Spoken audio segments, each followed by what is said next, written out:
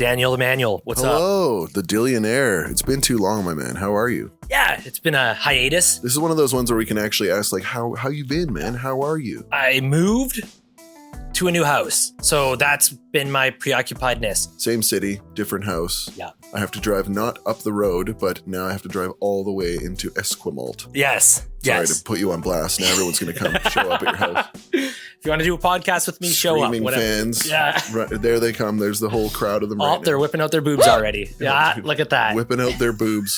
Just whipping them up. Wow. Yeah, man. No, it's been good. We're just been a month in the new place, and that's kind of where I would say part of my reason for being less available It looks good in here, man. Like, Thanks. It looks like you guys have been working hard on unpacking and moving. It's like some people are like, yeah, we just moved in, and there's just like a stack of boxes everywhere. Yeah. And Oh, no, we're trying our ass off, and we just like No, it looks amalgamated a 3-story house and my 2-bedroom house into one bedroom house. So we got to get rid of a bunch of shit. It is condensed. Yes. Yeah. So yeah, if you know anybody looking for a stand-up cello, stand-up bass wine rack, I mean, I got them. it is cool as hell, but I don't know what I would do. What would I put in there? You could just put like snacks in each of the wine holders. Snacks don't last very long. No. Those are just annoying ways to forget where my snacks are. Yeah. Roaches.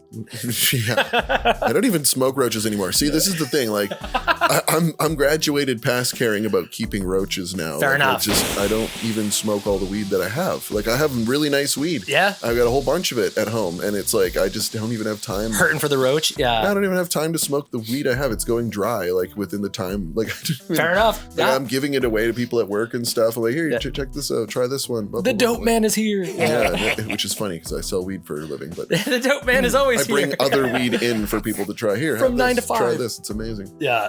Rad dude. How have you been? I'm good. I Yeah. was just talking to you earlier. I was just a funny anecdote I was mentioning earlier about how I hate people who make mouth noises while they're selecting a product at my work. Hey. So at my work, there's like a screen in the counter. It's very high tech and cool. It's just a TV screen that I control with a little keyboard thing that shows like, someone says, oh, I want pre-rolls. I bust out all the pre-rolls and I show them what we have, and it's very cool. Future. Right? But when they're checking, I've noticed that there's like a sound that humans like to make, or some annoying humans like to make.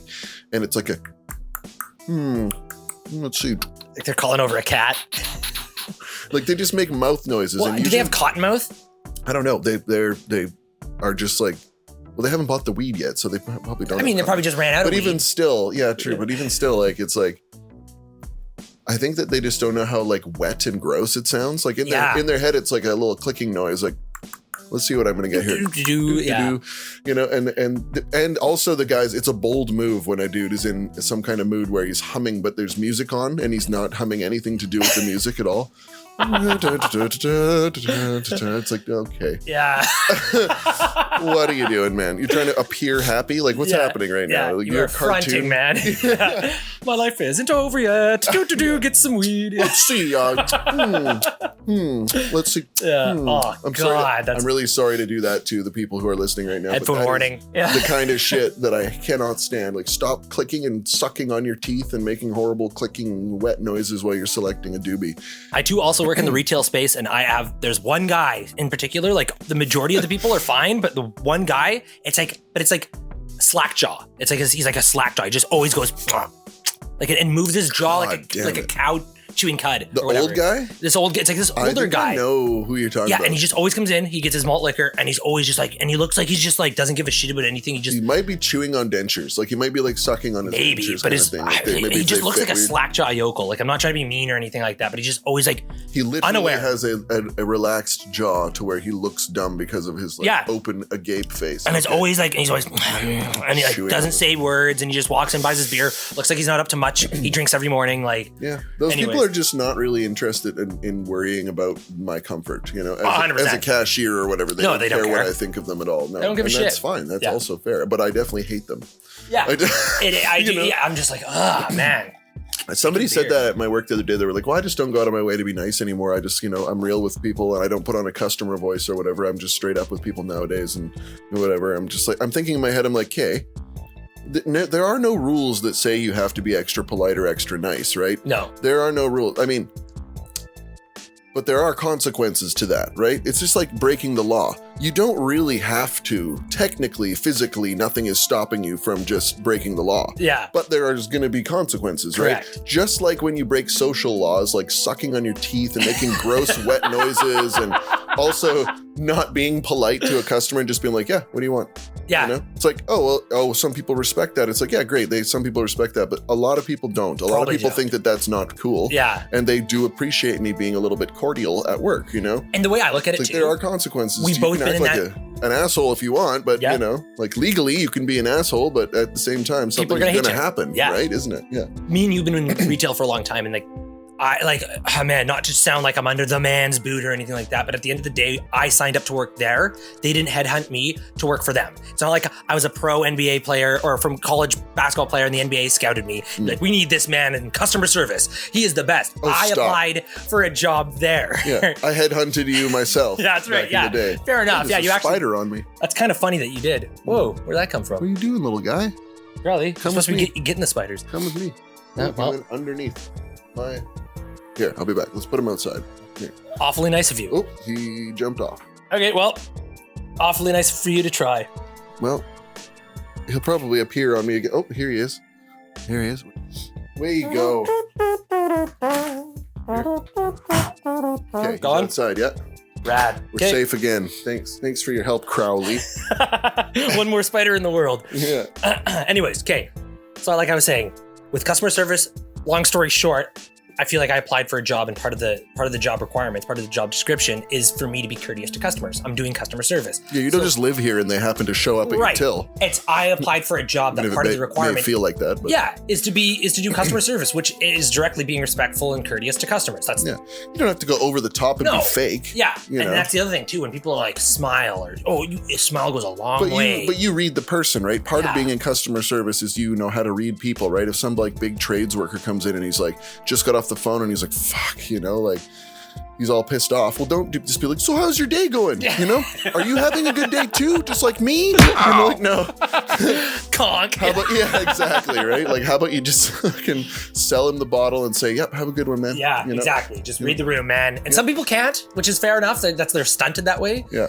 But so, or you know, there might be the guy who goes, oh man, I tell you, some people, man. And then you're like, okay, well, what's going on, man?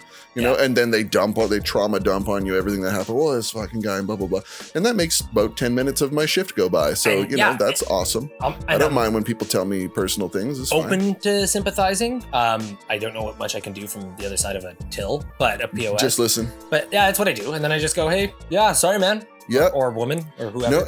No, we know this. Oftentimes people just need to vent. Yeah. Oftentimes people just need to vocalize it, to hear themselves say it, so that they feel okay. And then you being there as a witness means that they're not crazy and talking to themselves. Yeah. Right. So they're just saying like, you know, this guy, he needs to fucking figure it out and blah, blah, blah. And you're like, yeah, man, hopefully things work out. And you just say a really general wish for them, you know, like, hopefully things look up, man. Like, I know your day's about to get better. Don't worry about it, man. You're okay. Walks out, gets hit by a bus. If there's a little, right? Well, damn, I was wrong on that one. At least I made him feel good for a minute. Yeah, I did my part. We can't do everything, Dylan. You can't save everybody. Fair enough. But I mean, like, if a little tiny, pair of old ladies who are having like a nice Sunday shopping time are like, ooh, and what's this one? And what's this one? Then I'm probably going to crack a few silly dad jokes and make them laugh. I'm probably going to, take them through the whole gamut and teach them about That's why you were headhunted. CBD. This is why I was selected. I was taken out of my doctor's practice to be a customer service person. Your true calling. Yeah, that's true. I said I'd never go back to heart surgery again.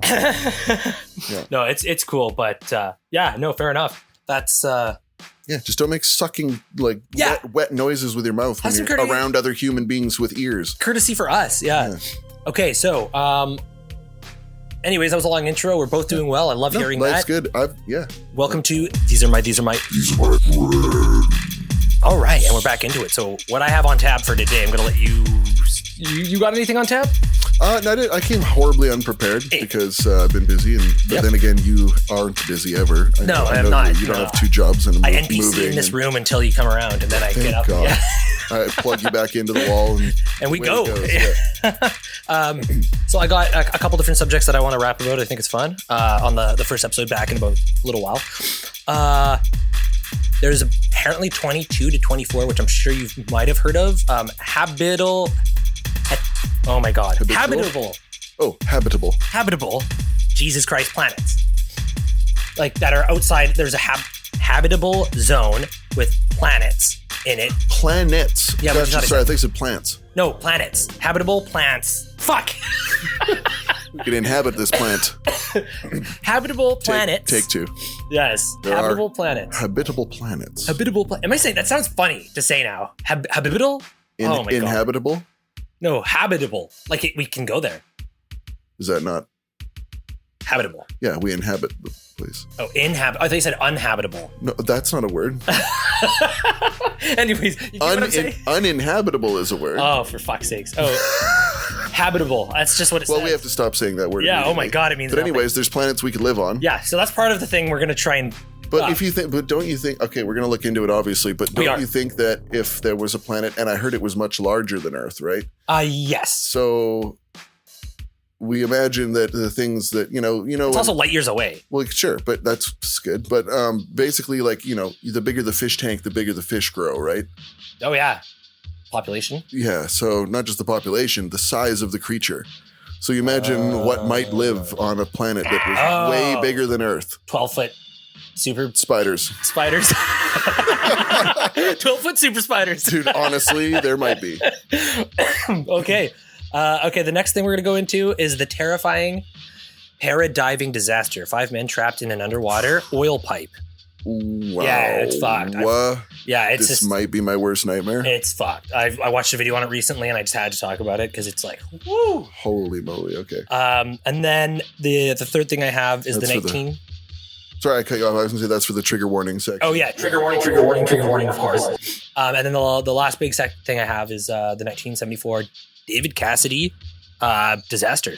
He was at a stadium show and shit happened. Okay. So, Some shit went down. Okay. So the first thing is the habitable. Oh, my God. Habitable. The inhabitable planets, which is under a classifying zone called the Habitable Zone. Oh my God. Anyways, the definition of habitable zone is the distance from a star at which liquid water could exist on orbiting planets' surfaces. Habitable zones are also known as Goldilocks zones, where conditions might be just right, not too hot, not too cold for life. So there's a zone where it's not too close to any stars. Yeah, they call it the Goldilocks zone here, and it's like a rare thing to find. You think it would be a pretty rare thing to find until you realize how very many stars there are. Oh, yeah. Right? But like all it takes is one star to be like, I don't know, a couple feet too close to the sun and you're all burnt. And you'd think that, but the thing about it is they're constantly moving away, right? So that means that, or toward, I guess, but the point is that they're slowly moving all the time, right? So when something is moving slowly through, that means at a certain point, it's guaranteed to be at that Goldilocks zone. But then in a couple hundred million years, right? But during those times, that means every star with a planet circling it, that planet at some point in time will end up in a Goldilocks zone. It's not as rare as we think is what I'm saying. Oh, okay. Why would it be? Because they all end up in a certain correct distance away where water would be liquid, right? Totally. Anyway, it's just cool to think of it. You think, it's so rare that it's a Goldilocks zone, everything's just right. But that's only because at this point in time, ours is the right distance away. At a certain point, it won't be. Yeah. And, another one will be. So at some point, the world's going to probably be too close to the sun or too far away from the sun? I think we're moving away right now. Right. It's like expanding outwards, right? So it'll be Ice Age 2. Well, it would be, it would just forever. Yeah. Yeah, I think, unless some other kind of thing happens where we get smacked back into orbit or whatever, who knows? Hey, look it's another sun. Yeah. Yay. Let's see, here we go. Habitable. Okay. Habitable. Yeah, you've been doing great. Awesome. It just sounds weird. It sounds like I'm Bill Cosby and like, I don't know, just too many bees. That does. It's a great Bill Cosby impression. That's what it sounds like when he's getting bent over in the shower. Oh my God, bro. Anyways. I don't think that ever happened to him. No, they got him out in time. They got him in time. Someone was just about to get him. Oh. Darn. Button pop. Sweet Bill Cosby. I mean, he couldn't wait for him in there. He does look kind of like a bag of skin. He's old. Yeah, so. Yeah. Fuck that guy.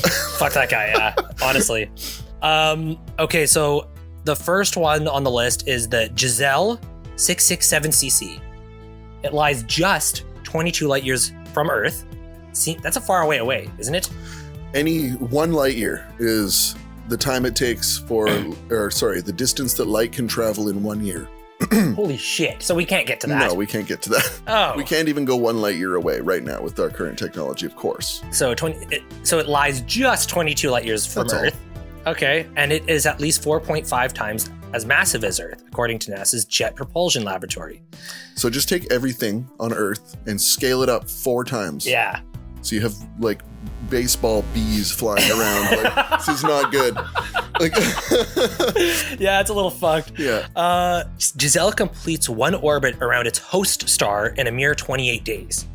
But that star is a red dwarf considerably cooler than the sun. So the exoplanet is thought to lie in the habitable zone. However, Giselle, discovered using the European Southern Observatory 3.6 meter telescope, might orbit close enough to its red dwarf star to be scorched by flares. So that Not kind of put great. it, yeah. Radiation is being microwaved a lot. And just even like a though random woof, like a flare, solar flare comes off, and you're just like, oh god, just everything's California gets melted. completely nuked. Yeah. Took care of the bees though. Yeah. Cat. Yeah, so that's one of them.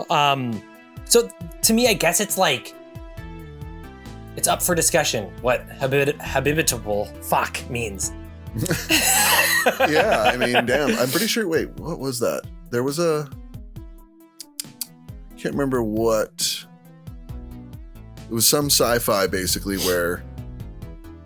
Yeah, they found another Earth. They found an incredible Earth, but when they got there, there were like 6-foot ants and 8-foot spiders and stuff like that because all of the. Oh, this was a sci-fi movie? I can't remember what it was from. It was a story or a movie where basically, the size of the planet was so huge and the oxygen was so rich.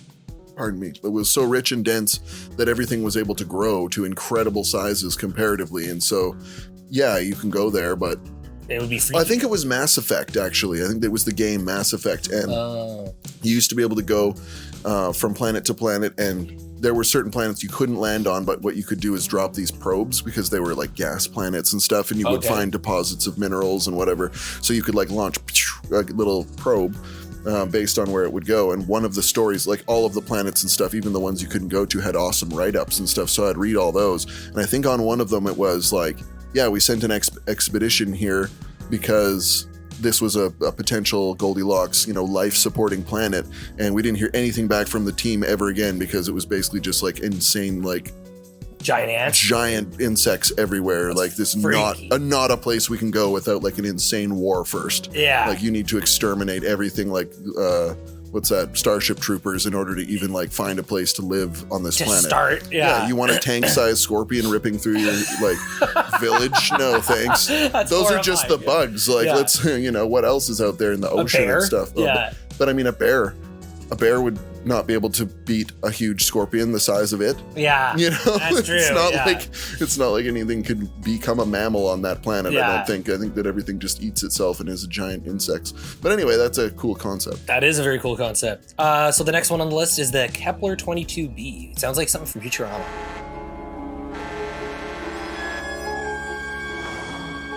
I hereby place an order for 1 cheese pizza. 1 pie, nothing good on it. Name? I.C.Wiener. Talk a little louder. Sounds like you got some kind of tiny head on you or something. Yeah, that's Kepler. Futurama does name stuff in a sci-fi way. Yeah, see? I knew it. It lies a mere 600 light years away. That's all. It was the first Kepler planet found in the habitable zone. Hop, skip, and a warp. Yep. Stop skipping a warp. But okay, so to the point of warping, right? Yeah. So they've discovered, and or at least through mathematics, I really barely understand this, right? But time is a fabric, right? It's something that moves around in a non-linear way. In all dimensions, maybe even a fourth dimension, that might be the fourth dimension or whatever, right? So in a way that we can't really perceive, it moves through other objects in space. But so imagine you could find something that would, while you're standing where we are right here, you find something that makes essentially a wormhole or pulls space-time like a blanket. Basically imagine you put your finger down and then you fold a blanket over to where your finger is. And then you just walk 1 finger space over onto that and then let it go back. Now you're over here. right? Oh my so God. that would be the way that you would warp. With your finger demonstration, I understood what you're saying. I think it would be a little harder for people listening to. But people do know the concept usually, right? So like, you take the fabric of time as though it's a blanket, fold it to where you're standing, step across onto the fold, and then let it unfold again. And now you're already over there. Yeah. It wouldn't propel you. You'd already be. Oh, it would expand back and you would just be standing 100 light years away or whatever, right? So this is the only way that I could imagine us moving that great of a distance. How we would do it, what would happen to us during it, I don't know. The other scary concept is half of us makes it. Right? The other concept that's scary is that they figure, and in Star Trek when you see them, I think we talked about this. When in Star Trek when you see them go and like disappear and then they re-beam them somewhere else, right? Oh, isn't it somebody dying? The host body dying or that's something? like a distinct possibility that we would have no way of knowing. Right. Is that did yourself just die and then a perfect copy of yourself with all your same memories, cells, energy, everything that you just ate for breakfast, blah, blah, blah, appear over there now and that's a different man? And conscious? Oh yeah, they would be the same, right? It would be you for all intents and purposes, but it isn't because you're dead. You just got incinerated. Yeah, if I stepped on the pad, I would be, and I'm not a religious man by any means, but I would be with God and then somebody else would be walking in my shoes. Your exact same self would be carrying on without you, potentially. And I would be seeing black and he would be seeing white. We don't know. Fuck. I'd be like, no thanks, I'll just walk. I'll take the bus. Take the bus 11 light years away. Take the a work contract on Exo 22 or whatever it is. Yeah. Anyway, that's some scary shit. That is some scary shit. Okay, so Kepler planet found in the Habitable zone. The living zone, the twilight zone, of its parent star, but the world is considerably larger than Earth, about 2.4 times our planet size. It's unclear if this super-Earth planet is rocky, liquid, or gaseous. Kepler 22b's orbit of 290 days is fairly similar to Earth's 365. The exoplanet orbits a G-class star, like our sun, but this star is smaller and colder than Earth's. So... And then the next one's 2,700 light years away. So anyways, there's a list of 5 that apparently we can potentially live on. It's pretty amazing that they have managed to locate these things. Holy shit. That is incredible. Even see into space like that and then find it and then learn about it enough to know like, oh yeah, that one's got probably some liquid water, meaning life, most likely. Right. Incredible. But then if we ever get to it and we drink it, it's like, that was antifreeze or something. You never know. You probably don't start by drinking whatever it is. Huh? Yeah. An ocean of plasma. Great. Yeah. Just hop off the ship, take a big cup of plasma. Oh God, I'm thirsty. Yeah. Or just breathe a whole lung full of the air and just like expand into a fucking balloon, explode. Should not have inhaled that. Yeah. Oh fuck. Completely unknown elements. Like anything you want to add to that? Because that wraps up our Habitable section. Well, like I said, it's a long time before we figure out how to get there, but I don't know. Stephen Hawking said AI is going to be the death of humanity, right? But maybe what he doesn't even know that he meant, I'm sure he means that they're all going to take over us and enslave us and annihilate us, but maybe what it is the end of humanity as we know it, right? Yeah. Maybe the age of the cyborg, the age of the cyborg is actually here based on how we cannot put down our cell phones. Correct. It's essentially part of our body. If you leave your cell phone at home for the day, you feel really weird and bad, like you left a part of yourself at home, and you have way less capabilities than everyone else around you. Yeah. Everyone else knows the time instantly. Everyone knows the weather. Everyone knows what their friend is doing. Anyone can be reached, but except you if you don't have your phone, right? So this is already, we're pretty close to cyborghood. Yeah. And I think that, maybe we start incorporating AI into our own selves so that we can instantly Google things in our own mind really quickly, and everyone just has access to all knowledge right now.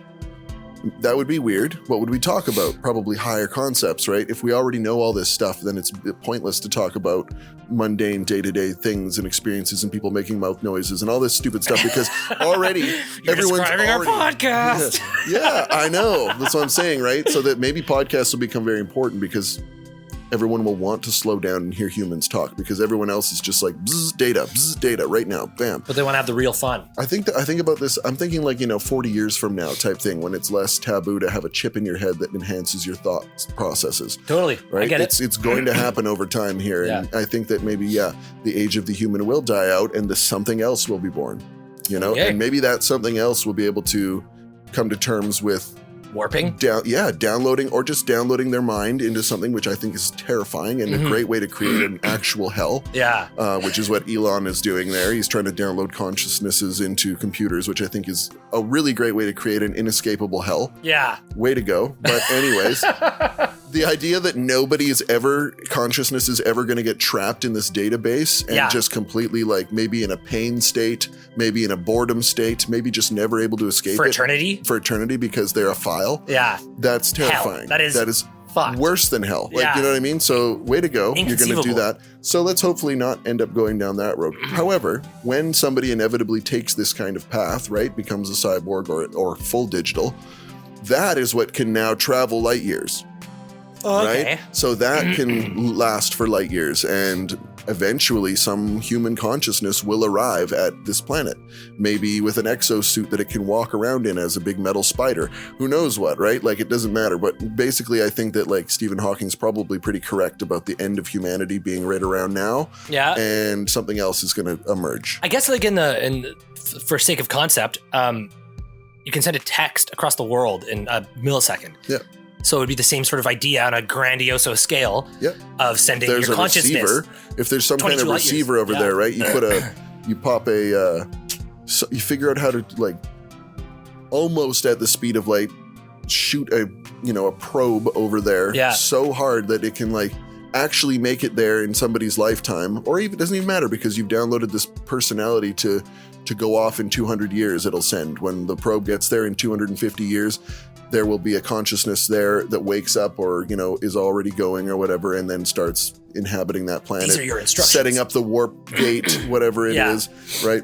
Or just the database of files that we now beam from a satellite to another satellite to another satellite, and then it gets beamed to that planet.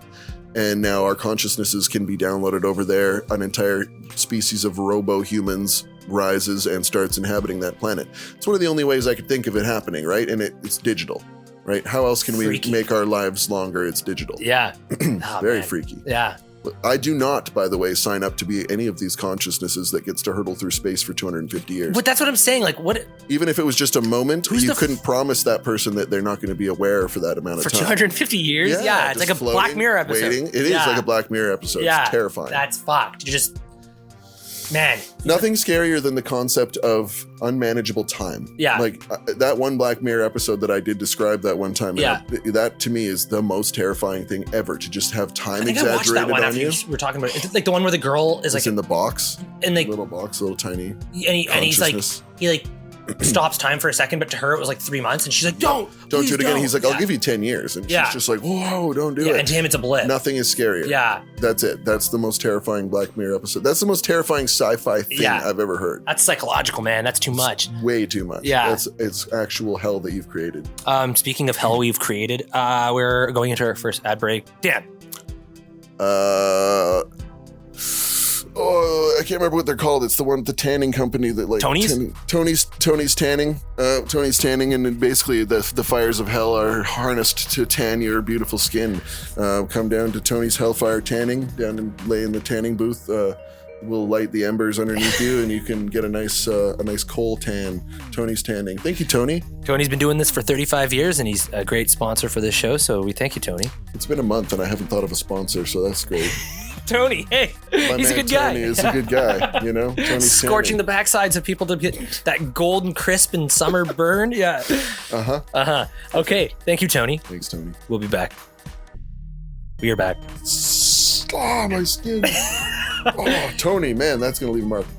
A nice suntan is sexy, but you know what's actually like more sexually appealing to women or men of the other, whoever you're into? Not having cancer. No. When you are able to peel the first 10 layers of your skin off, that new fresh skin underneath. The pink. Yeah. That's what it's all about now. That raw pink, that meaty, molten, slimy pink. Yeah, that's what it's about. Yeah, chicks dig it. Chicks dig it. Thanks, Tony. Trying to go down to the lake and get a few layers of skin ripped off by the sun. I can't move. This hurts. It's perfect. You're on the beach. I got sand all over. Oh my god, this is horrifying. Yeah, this is a little fucked. Maybe we better pull Tony's ad. Yeah, sorry, Tony. Yeah. Sorry, Tony. This is too much. Yeah, but you cashed your check already, so. Yeah, thanks for that. Yeah. All right. I don't know what to do with this tanning bed. Yeah. The scorcher to barbecue.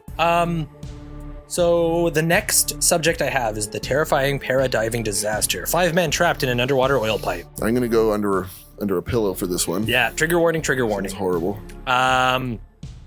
Okay, so I got to shout out Medium is the website that has the perfect write-up on this, and then Mr. Ballin is a guy I watch on YouTube, and he's talked about it a few times, and it's just one of the most eerie kind of one of them. I've watched a lot of shit, and this one actually sticks with me. So shout out Mr. Ballin. Mr. Ball and Mr. B. On the 25th of February 2022, 5 professionally trained divers were doing work off the coast of Pointe-a-Pierre in Trinidad and Tobago for Paria Fuel Trading Company, who had contracted them out to do some repairs on an out-of-service oil line. So, the oil line that they're doing, I'm just going to describe it for people who are listening. It's basically a U shape. So the pipe sticks out of the water, it goes down into the water, then it takes a hard 90 degree angle, and it goes straight for about, like 1,200 feet. Yeah, there's not a lot of curve to those corners. No, it's just boom, straight. It's like a right angled U. Yeah. Gotcha. And then it pops out on the other side and then above the water. Okay. So basically, because it was inoperable, the one that was like out to sea, they just left open. But to prevent random stuff coming in closer to the shore, they put a big balloon in it, essentially, to like a cork, to cork the other side. A cork in it, okay. Yeah. And then they put this air bubble manned station on top of it and like lowered it underwater. So then they were basically ceasing its operation. So it was corked, but it had this like half bucket on top of it that created an air pocket with a platform.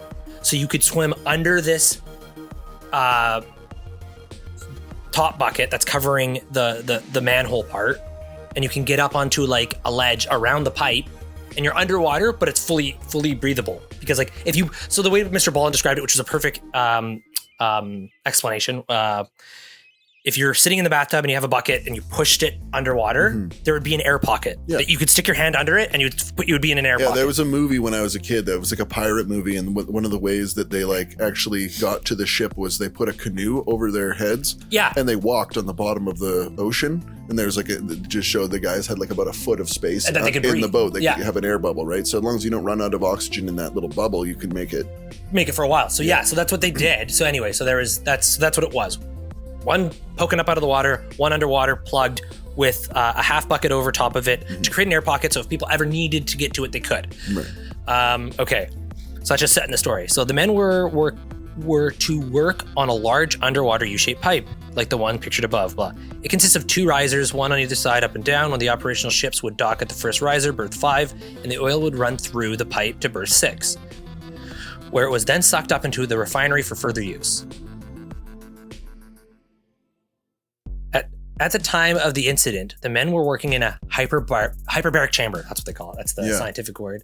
They had created in order to be able to work and breathe normally while underwater. It pumps air directly into an 8 by 8 foot workspace, effectively creating a dry and safe environment for the divers. It's called a habitat bell, is what the half bucket is called. It's a habitat bell. Okay. So it creates the. That's what it looks like. It's pretty much if you picture a bucket over a pipe. Yeah. If you can think of that. Yeah. They set up the chamber at berth 6 where the repairs for the day were located, finished gearing up for the dive, and jumped into the water as they would any other day. Once they made it into the hyperbolic chamber, they took their diving gear off and got started right away on the first task, removing an airtight plug from the pipe that protected it from allowing oil to escape. So that's what it was. So like hyperbaric, like a barometer measures pressure, a hyperbaric, hyper-pressured. I guess so. So there's pressure keeping an air pocket? Yes. Yeah. Because it was pressurized too. Yeah. So yeah. It did not go as planned on the day, however, and instead destroyed the hyperbolic chamber and immediately sucked all 5 men and their equipment hundreds of feet into the unknown darkness of the pipe. Oof. Although badly injured, miraculously, all 5 men ended up in a small air pocket that formed deep inside the pipe. Good God. Allowing them to breathe and assess the situation, the entire ordeal up to this point was captured on a GoPro and is available to watch online. No thanks. Yeah. I mean, it's black and you just hear them screaming. But, I mean, it's still fucking emotionally distressing. Yeah. Yeah. Realizing they were stuck and not going to be getting out anytime soon, the men linked their legs under the arms around the chest. Oh, yeah. And the pipe was like, I think 2.5 feet wide. So it was tiny. Like, yeah. It was like super tiny. No. No, bro. These guys are full-on heroes. Yeah. How do you even get near that? That's so brutal. Link their legs under the arms and around the chest of the person beneath them, beginning the harrowing journey of inching toward freedom. So they're like legs under arm and like inching backwards just to get to a pipe opening because they knew they had to go one way or the other. Yep. The murky water and oil in complete darkness. Eventually coming across a body of water that was too deep for all 5 men to enter. They weren't sure how far the water went. So like basically how it was described is like the pipe that went across the bottom, the 1,200 foot pipe. The horizontal pipe. Yes, the horizontal pipe. Had a bit of an air pocket at the top. It wasn't perfectly straight. Like there's certain parts that went like this on the bottom. Yeah. And so anything that was like slightly curved had a little bit of an air pocket. But then there was hundreds of feet that were perfectly straight and filled with water. With water, yeah. And no air pocket. So, and the other thing too is it's complete darkness. You can't see any light. No, you don't know where they are. Like you can go into it, but you don't know if you're going to hit another air pocket. Yeah, or whatever. Yeah. Or yeah, exactly. God. They weren't sure how far the water went, and with the adrenaline from the situation starting to wear off, the injuries of the men and gravity of the situation started to become more and more apparent. Citing their injuries, 3 of the men decided to stay behind, while the 2 men in front that were least injured decided to continue onward without them to try and get them help, eventually making it to the other end of the water where they somehow miraculously found an oxygen tank sitting right there. Whoa. Yeah, they found an oxygen tank. Somebody had left a tank. It was part of their gear. It just got sucked in with them. Yeah. Okay. So they took off all their gear. They miraculously found some of their gear. Yes. Yeah. And it wasn't like shot out the other end or like fucked up. Yeah. They grabbed the oxygen tank and continued onward, knowing that their chances of survival was getting worse as each hour passed, until the anxiety and reality of the situation started to take over the older of the 2 remaining men, eventually completely breaking down in fear and refused to move any further.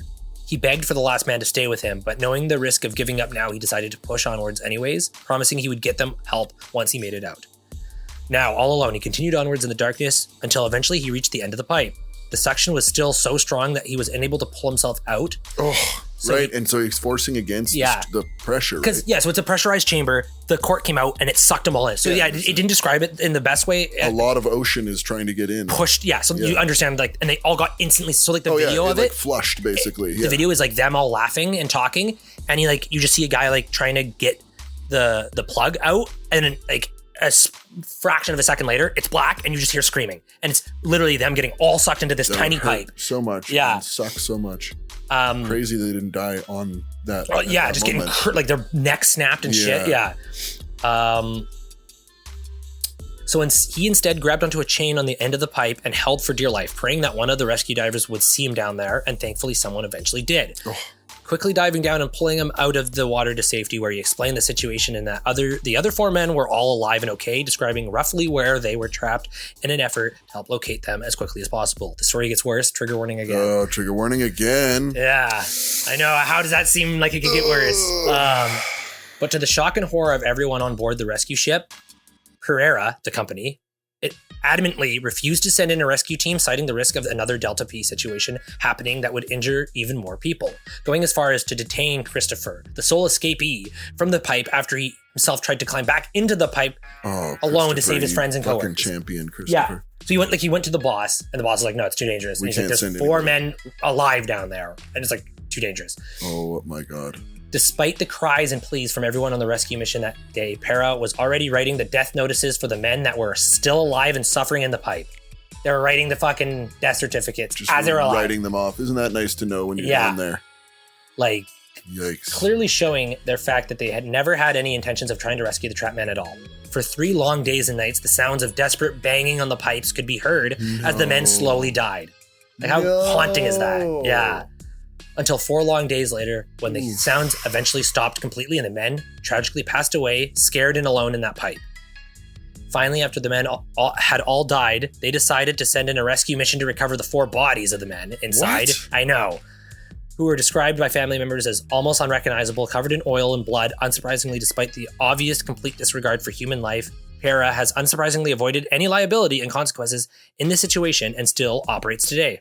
So that's, Oil companies are literally run by demons. Yeah, that is so inhumane. Like real demons. Like, you know what I mean? Like, what the fuck is that? Can you not do anything? It doesn't matter. I feel like you should be able to spare billions when somebody's 4 of your that. men. When your guys who are your contracted workers go down into like a hell pit, and then you, wow, like, and just the fact that they basically rotted in the dark for 3 days. Those guys, like how would you go to sleep at night knowing as a CEO, like those guys are down there right now alive, you know what I mean? You would want to try everything you can. Yeah, I know you don't want to lose any more guys, but like you could maybe tether them. You Hunt could maybe the fuck out of that guy. Yeah.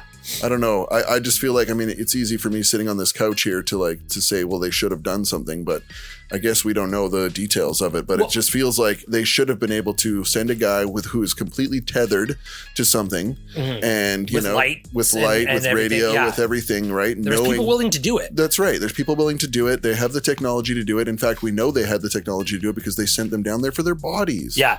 Yeah. They got the bodies. Fuck, dude. Like, but just not alive. Holy crap. Like, insanity. I don't know what the logic is there, but it's... And they could hear them screaming for 3 days, which is also just... nightmarish. Totally nightmare fuel. And they could have 100% done something about it. And there's another thing I heard is there's an ongoing I just feel like they should have done anything they could have. Oh yeah, what's it called when a company liability? You get a liability case or whatever. They're being sued to fuck by the families, which is good. I hope they get something out of it. I feel like, but that's the thing, right? Like, I feel like they are assessing it, and they're like, we're going to just take the lawsuit loss. You know what I mean? Like, the companies that are that big and that rich have like an entire bank account sitting there waiting for people to file lawsuits. 100%. Like, it's not even going to cost them anything off their real money. Like, why don't you just fucking use like a fraction of what that would be to save these people?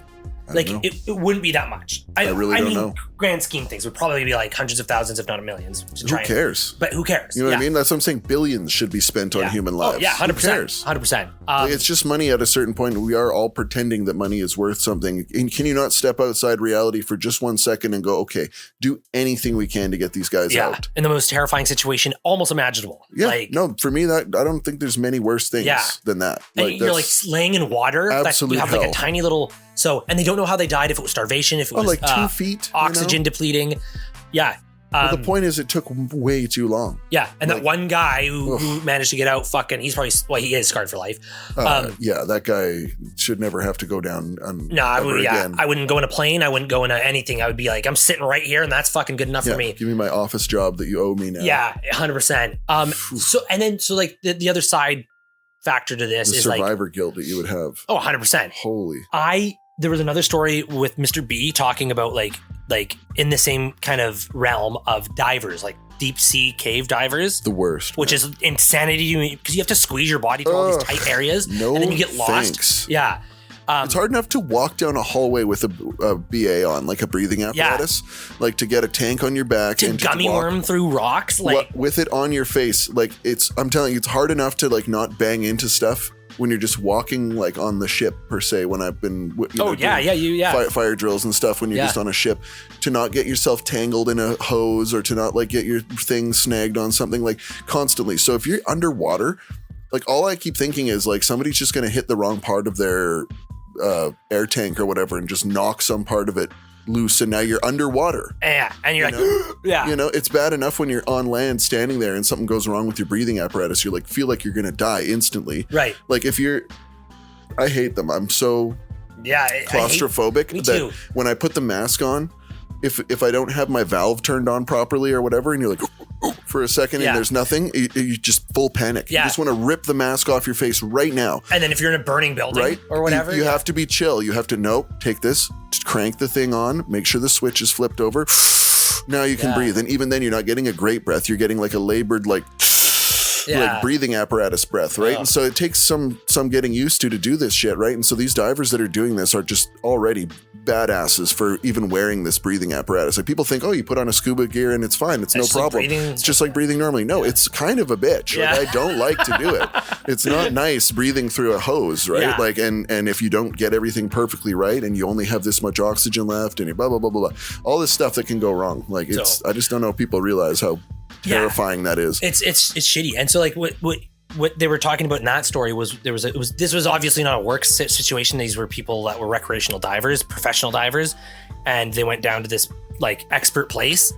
Pause. Appreciate that. Thank you. Unpause. Let's talk of pipes and water and flushing. I just had to pee. Yeah, fair enough. Yeah, I know it'll get you. So as I was saying, I get the factors. Like there's these a group of professional divers in an experienced only area.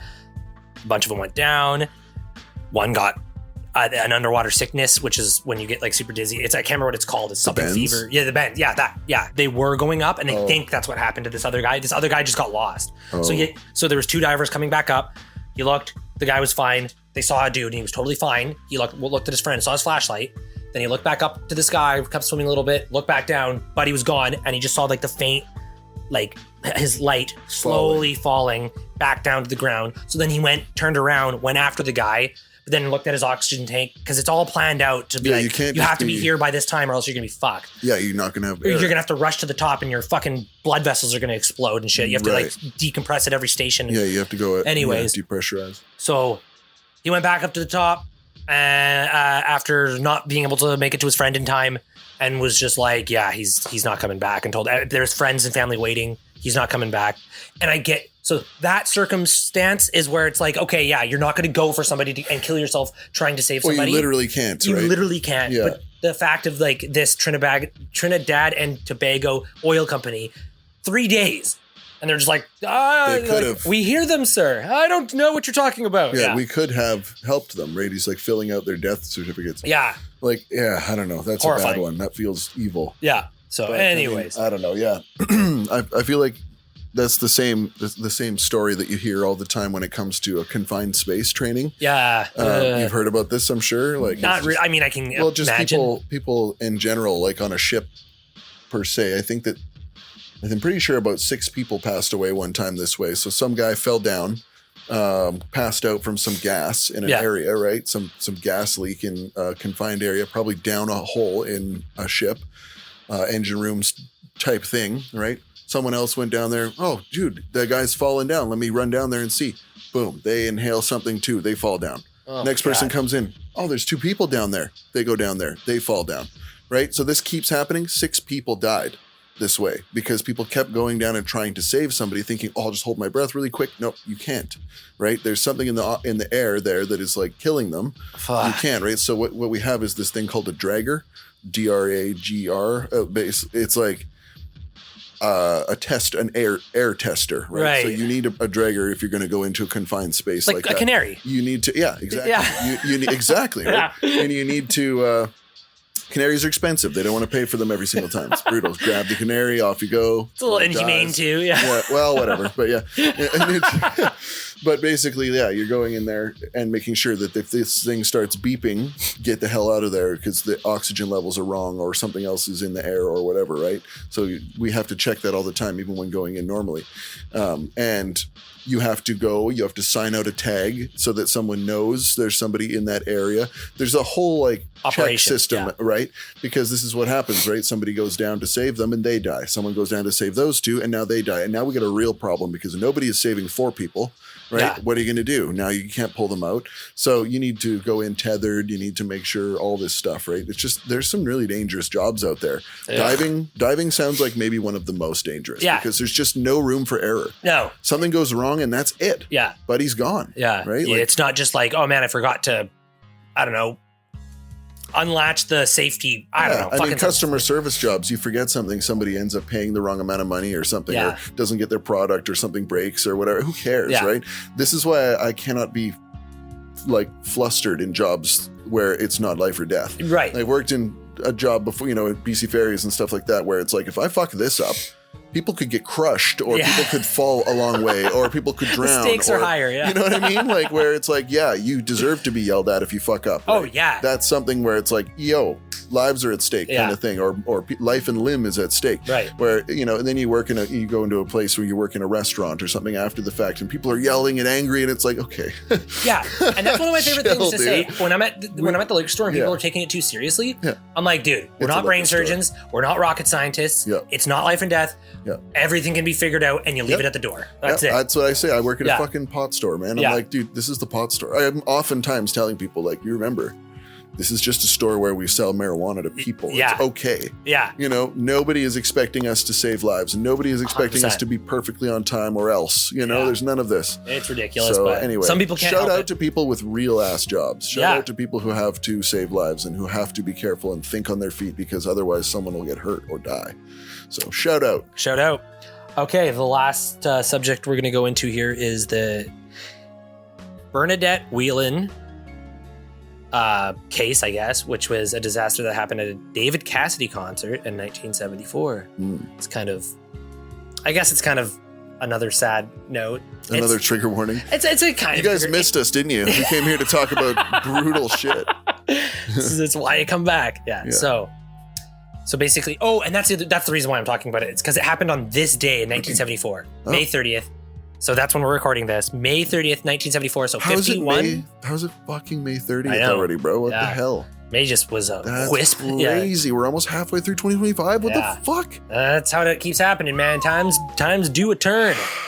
Trying to use it to my advantage these days and just, you know, keep you start good things in motion and then your growth can happen this fast. Lickety split. Yep. Okay, so Bernadette Whelan, a 14-year-old David Cassidy fan, died of heart failure 4 days after attending a UK concert of his. Over 1,000 others fans had to be given first aid during the singer's White City Stadium show. So anyways, Bernadette, like so many others, arrived at the venue long before the doors opened. It was later reported she'd probably been on her fashionably platform booted feet for 12 hours. Exhaustion. Both outside and inside the stadium. Finally, however, the showtime dawned and the crowd flowed as one into the stadium. Its components separating only as they spread out in search for the best vantage point. So this is like Justin Bieber OG. A massive concert for this fella. The support band, Cassidy's Bell Records label mates, Showaddy Waddy. That's a weird name. Showaddy Waddy. They didn't make it. Why didn't they make it? With a name like this? They could not make it. They took the stage and left it again at the end of their set, uncertain whether anyone in the place, themselves included, had heard a single note they played. From the stage, the audience did not even look human, just a vast surrealist montage of posters, scarves, and waves arming, soundtracked by squeals of love, dedication, and undying adoration. And above and behind and around all that, an every sense pervading web of wall-to-wall screaming. The 200 security staff took their positions in front of the stage and at strategic spots around it, the loyal battalion protecting the king on some muddy medieval battlefield. The battalion. Yes. What is this flowery writing? Good God. All were experienced Daughtry veterans of so many past confrontations. The Beatles, the Osmonds, T-Rextasy, Mania, you name it. They've seen everything. They fought their wars. T-Rextasy? Yeah. What? The band T-Rex, Mark Bolan, obviously, yeah. Yeah, okay. Yeah. Well, I know that, but I didn't know T-Rextasy. I don't know either. Yeah. Heard that whoever wrote this was fucking having just an artistic day in the office. Yeah. They're just feeling extra English. Yeah. Extra creative. So that, anyways, the security guards had been around. Yeah, the battalion has been around some famous acts. Seasoned and well-blooded battalion. Yeah, that's right. Yeah. Old yellow-jacketed for men. little 15-year-old David Cassidy. But they had never faced anything like this, as 35,000 hysterical teens made it clear that they would stop at nothing to reach the object of their desire. Jet planes were quieter than the crowd. Backstage, the recording engineers could barely hear themselves think as they tried to find the levels. Bell Records was recording the show as a souvenir album. Cassidy Live would be along before the seats were even dry. But you try checking levels when the only sound is an undulating howl. When the greatest microphones money can buy are quailing before the ecstatic keening, a couple of years later, Lou Reed released Metal Machine Music, 4 sides of painstakingly manipulated feedback. He could have just taped tonight's audience. Cassidy hit the stage and the teenage lung power hit catastrophic proportions. God damn. Who wrote this? I'm going to send them an email. Yeah. Anyway, yeah. Oh, man, yeah. Get to the goddamn point. Yeah, frenzied, ear-piercing, glass-shattering, and wail that can find the most vibrant, amplified music to mere bit part in the unfolding trauma. Even Cassidy, who'd seen and heard it all before, looked stunned by the noise that enveloped him. Okay, blah, blah, blah, blah, blah. So, It wasn't the falling that hurt, of course. It was the crushing. So 1,000 people tried getting up. I'm going to summarize, yeah. It wasn't the falling that hurt, of course. It was the crushing. It was the weight first of 1, then 10, then 100, and then 1,000. Newspaper reports varied. Some said it was as few as 650 bodies falling onto one another. A teenage seed that was suddenly transformed into a human logjam. That's horrible. Listen back to the tapes. The show was about 20 minutes when it first became apparent that something had gone wrong. The sudden awful moment when an unyielding barrage of impassioned screaming became a horrified explosion of terror. From the stage, unaware of what precisely had happened, but knowing that something was wrong, Cassidy struggled ineffectively to restore order.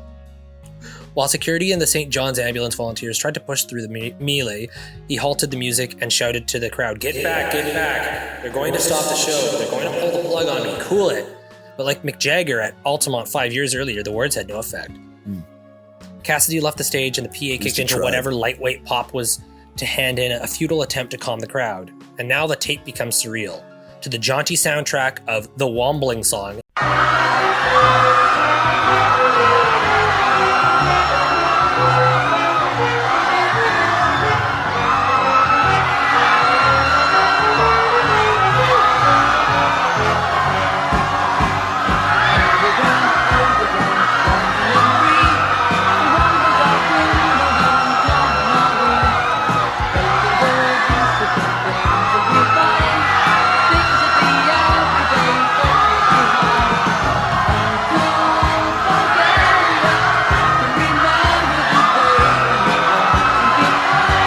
the debut hit by children's television favorites, Little Collecting Rodents. Hundreds upon hundreds of crushed, bleeding, and battered fans were calling, pleading, screaming for help.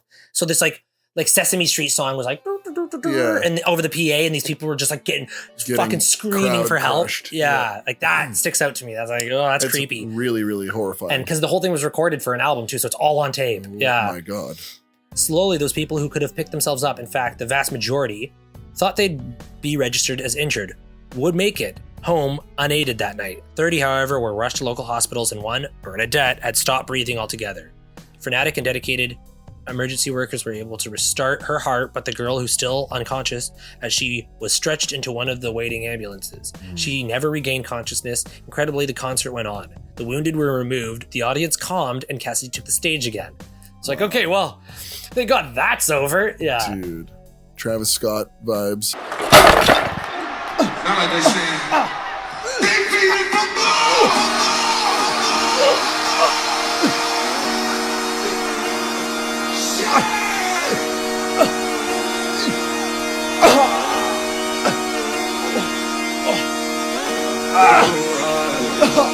Yeah, 100%. Yeah, that was nuts. So blah, blah, blah, blah, blah. More fucking Robert Frost shit. 2 days later, Bernadette died. So it was actually like,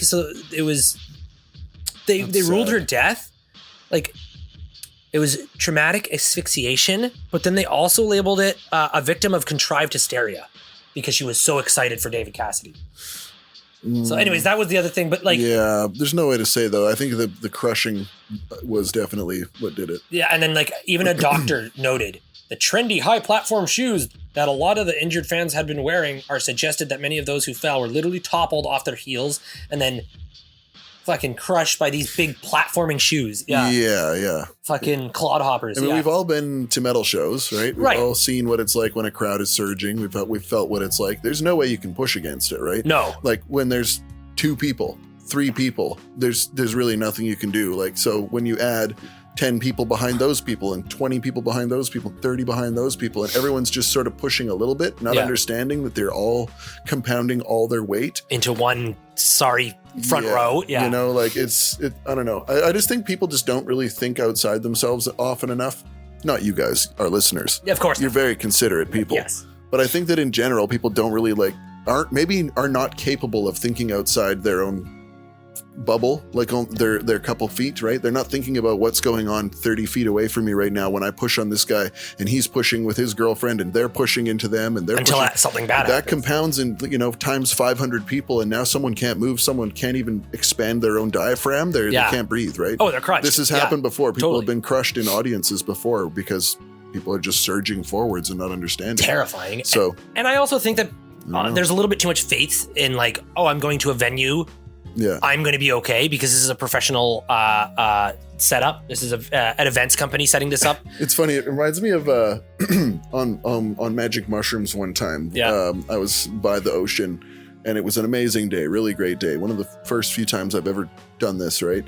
And mushrooms comes on in waves, right? And so the initial waves are hitting me, and I'm feeling like a ninja. I'm just like, I can run on this shit. I'm like running around, jumping from cliff to cliff to cliff, you know, a little gap, boom, jumping over it, no problem. I've got all this stuff. And then another wave hits me where I'm just like, I'm mortal.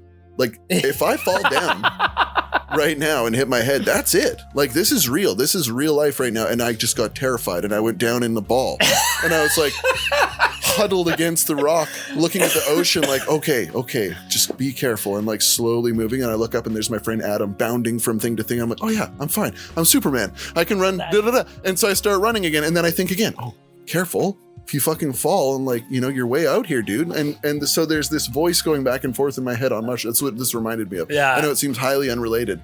No, but what it is that I'm getting at is that there should be that voice every once in a while in your mind that goes, oh yeah, this is real life right now. Yeah. Someone can totally die right now. Yeah. Someone can get hurt. Someone can get crushed. Somebody could, you know, start having a heart attack, honestly. Yeah. And now how are we going to get them out of here? Right? Like, people just don't really think about how mortal we are and how like squishy we are and how very injurable we all are until something happens, especially like a big dude in the mosh pit's not thinking about 20 feet away a tiny girl is getting crushed by 5 other people, you know what I mean? Yeah. So like, I just want everybody to think a little more about themselves. Again, not the people listening to this. Yeah, but other tell people. Your friends. Yeah, tell your friends. Have some consideration for your fellow human beings, especially at concerts. Yeah. Like, especially at concerts, because people deserve to be enjoying that concert. Yeah, not having to worry about their safety. Well, then because of that, the next show almost got canceled, which it should have. Yeah. But then the management team was like, no, it's going to be fine, just do it. And he didn't want to let the people who bought tickets to the next show down. So he came back, but like, show must go on. I get half the people got refunds for his 35,000. So like, he got a huge, like, so many people were like, nope, not going to that. Well, not everybody can stand at the front, right? But they're going to try. Yeah. So like, this is where we have to be careful and be reasonable, right? Is it that important that you get up to the front? Yeah, or David Cassidy's ball sweat on you. Yeah. Oh my God. Well, now we're talking. We're talking incentive. About, worth it. Yeah. Oh man. Anything else you have that? I don't know. It's good to see Crowley, your kitty cat. She's happy to see me there. It was really nice to see you. Your new house is awesome. I've been watching this snail crawling up the rock in your fish tank this entire time. Do you have a name? Neil. I was about to ask. Wow, that was Neil. Fucking timing. Yeah. Neil the snail. Neil the snail. Because he's like a Neely, or he's like a fuck. My girlfriend knows. It's a certain type of something with Neil in the name. Yeah, I keep an entire data bank in my girlfriend's head too. She knows. She knows it. I'll ask her. So she just asked me to name it. I'm like, Neil. She's like, oh, okay. So you named Neil. Yeah. Okay, well, that's good. Yeah. Oh yeah, the last thing I have on my list, which I'm not gonna go into too far, but apparently the new #1 artist with the most platinum songs, not records, songs, is Drake. He just got Drake. He just outbeat Post Malone and Garth Brooks. It's crazy. It's so funny to me that guy can be so successful and like so talented and so like well received while also being such a douche. Like a bit of a dweeb. He's so well known as a whack motherfucker. Yeah. Like, it's so funny to me that like you could be so successful and yet still most people are just kind of like meh. Totally. You know what I mean? Like a lot of people really love him, but for me, I'm just like, whatever. I don't care either way. I fuck with a couple of his bops. I don't mind him. Yeah. He is whatevs. Yeah. And I want to thank Jub for pitching Jub. What's up, buddy? The Habitable. Oh my God. Habitable. Nice. Planet. Hooray, that was thrown to me from Tyler. I always feel like I'm forgetting something. I mean, Jub. Yeah. And then you just like, you know what? I'm like, do you got anything else you want to throw in? And he's like, just make up some funny Pokemon. And he made up a Pokemon called Crustler. Crustler. Yeah. Crustler. Fucking Crustler's first form, and he drew a weird fucking thing. I don't even know. It's Crustler. A small booger. And I'm like, yo, tell me more about it. And he just said it's Crustler. And that's it. Okay, well, that's good of him to help us out. Yeah. Like so thanks for the Pokemon Jub Crustler. I'm glad that it made it to the podcast. Crustler. He's so happy that we're saying Crustler because there's nothing else to that Pokemon. He's just like, I'm like, yo, you want to give me a bit more backstory? Like, no, it's Crustler. No. Okay, cool. Should we invent it? Like, what is Crustler? Is he just like only a pizza crust? Maybe, yeah, you could be a breadstick. Crustler. Yeah, he's like Crustler. Or I, for some reason, think of like a shellfish. Oh, like a crustacean. Yes, that's why I'm thinking of it. Okay. Crusty This crustacean. is like kind of what I definitely was thinking of Krabby and Kingler for sure. Yeah, Crustler. Yeah, Crustler. totally. Yeah. But pizza crust would be good. I just don't think the people at Pokemon would buy it. What do you mean? There's like a fucking I guess there's a little garbage bag. like Pokemon. I was gonna say there's like a dog poop bag full of dog poop that's named like poop. It's me, poop. Like it doesn't matter anymore to these guys. They don't Crustler. care. All right, well, It's me, remote. we'll give The Tyler remote. 20% if that pans All out. Crustler proceeds go to Tyler. Tyler gets 20%. Jump. Sorry, fuck. Jesus Christ. Yeah. Thank you very much for Ted's tanning or whatever the hell. Tony. Excuse me. Tony's tanning. Tony's tanning. Big thanks to Anthony for creating these horrific tanning beds. Yep. Yeah. Yep. Okay. And Tony. Yeah, like I said, I always feel like there's more to say, but that means we have to have another podcast soon. That's good. Yep. Because that would suck. One day we're just gonna be like, you know what? I think that's it. I think about his stuff. Out of bullets. See you never. Yeah. See you never again. This has been it. This has been your episode friends. 30,000. Yeah. Oh wow. Let's make it everything. Let's make it to episode 30,000. We were just talking about how like we haven't been on in like a month or over a month or whatever. We haven't done this, but like it legitimately feels like we're just getting started all the time. Oh, yeah. I always feel like we're just getting started, whether it's with the podcast, whether it's my music, doesn't matter what it is. It feels like life. I'm fucking 36 years old and it feels like life is just getting started all the time still, man. which is fantastic. So there's new music coming all the time from me. Of course, I've got like 5 different things. I've got a dungeon synth project. Shout out to Spellthrone. Go check out Spellthrone on Bandcamp. Torify's just about, like we're really getting close with the recordings that we're doing right now. As far as like guitars are almost done. Like word up. There's new Torify coming eventually. I've been rapping with my new hip hop group Cream Team. My man Jimma Jam and I have been doing this. Cream Team. We're not taking ourselves that serious. Hey, man. We take the rap seriously, but like not the beats ourselves, dope. And the rap's dope, obviously too. But it's all pretty serious. I've been having fun making these beats. So basically, all I do is work and sell pot, and then hang out with my girlfriend and make music. And I've been trying to do hiking more, trying to go for runs more. Been in the gym a bunch with my buddy Dan Hitchin. Remember Dan the historian? Yeah, he's been joining me in at Truth Gym. Hell yeah, good for him. So, yeah. He's registered in there now, so we've been doing a couple of those, and man, there's just not enough hours in a day. Nope. I'm finding there's just really not enough time at all to do anything. So I'm glad we can meet up and do another podcast. Hell yeah, and more to like come. We just both had a very busy May. We didn't even realize it's the end of May, for fuck's sakes. Yeah, man. Like it's gonna kick off again though, man. Yeah. We're gonna have more regular casts again, and just in general, I feel like very positive outlook, very optimistic about how things are going to go soon. So me too. Thank you all for sticking with us. Thank you all for listening. We look forward to seeing you again very soon in the future. Hell Anything else, D? No, other than that was a killer episode. Hell yeah, brother. Good to see you. Always and good to see you, bro. Pleasure. And these are my friends. Nice.